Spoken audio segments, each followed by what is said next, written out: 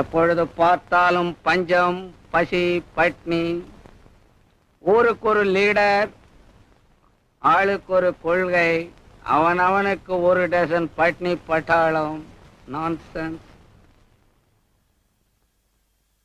பாலு சொன்னான், மேலை நாட்டு தொழிலாளிகள் அப்படி வாழ்கிறார்கள், இப்படி வாழ்கிறார்கள் என்று. மேலை நாட்டு தொழிலாளிகள் அமெரிக்காவிலும் ஐரோப்பாவிலும் பிறந்தவர்கள் அப்படித்தான் வாழ்வார்கள். அவர்கள் தலைவிதி அப்படி. நீங்கள் இந்த நாட்டிலே பிறந்தவர்கள் இப்படித்தான் வாழ்வீர்கள்.